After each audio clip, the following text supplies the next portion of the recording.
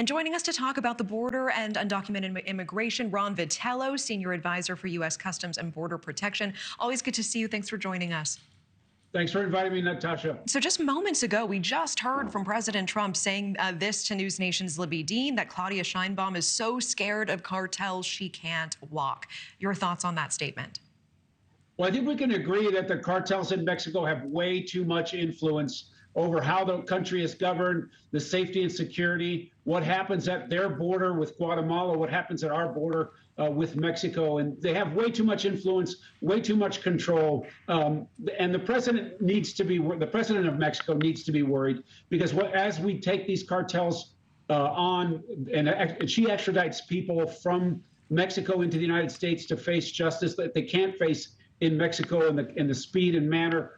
So yeah, she has to be nervous, because these cartels are vicious and all they want to do is make money, and they'll do anything to keep the power that they have, including threaten her. So Sheinbaum says she rejected President Trump's offer to send U.S. troops into Mexico to fight against drug trafficking, saying her country will not accept the presence of U.S. troops in her country. What do you make of this?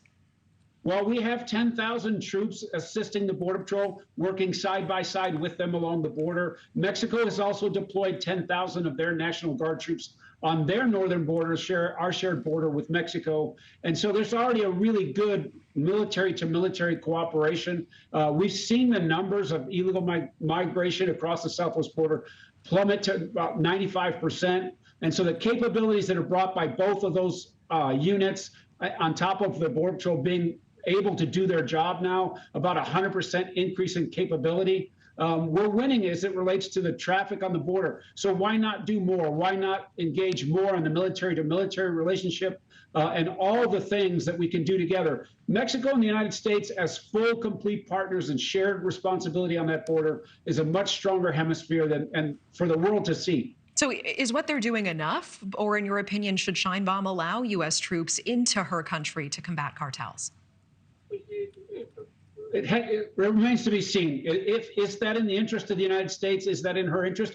I think it is. I think making the cartels, put them on the run, like we did the smugglers at the southwest border, would make a meaningful impact across the region. Whether she can accept that, whether the Mexican people want that, I can tell you that hardworking people in Mexico don't want the cartels to control things. Governance and corruption is bad enough. We don't need the cartels to be running things in Mexico. If she needs that help, she should ask for it. This is a once-in-a-lifetime opportunity, I think. You have a president in Donald Trump.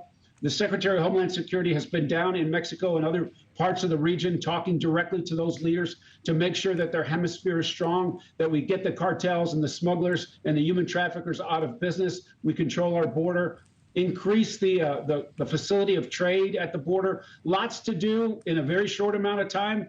She should lean in. If that includes troops, then so be it. You say run things in Mexico, and just this last week, we heard Terrence Cole, that's the president's nominee to lead the DEA, saying the cartels basically govern Mexico. Sheinbaum disputes this.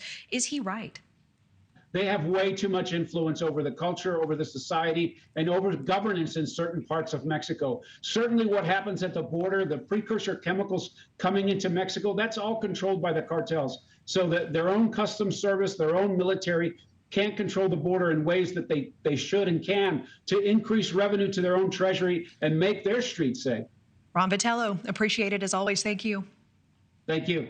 Thank you for watching. Subscribe below and download our NewsNation app right now on your phone, and you will get fact-based, unbiased news for all Americans.